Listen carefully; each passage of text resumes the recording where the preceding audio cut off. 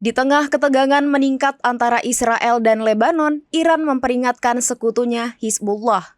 Iran khawatir tentang potensi rencana Israel membunuh Sekjen Hizbullah Hasan Nasrullah.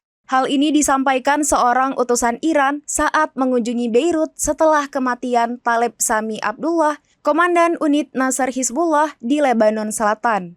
Diketahui Komandan senior Hizbullah itu tewas akibat serangan Israel pada 11 Juni 2024 lalu. Pertemuan ini mengutarakan kekhawatiran Iran bahwa Israel akan menargetkan Nasrullah. Di sisi lain, surat kabar Israel Rai Al-Yom menambahkan bahwa Israel tak berniat melenyapkan komandannya terlepas dari kepemimpinannya selama 32 tahun. Yediot Ahronot juga melaporkan bahwa agen mata-mata Mossad mengetahui pasti di mana Nasrullah berada. Bahkan jika ia berpindah lokasi, Israel disebut sudah mengetahui dengan baik dan dapat melenyapkannya kapan saja.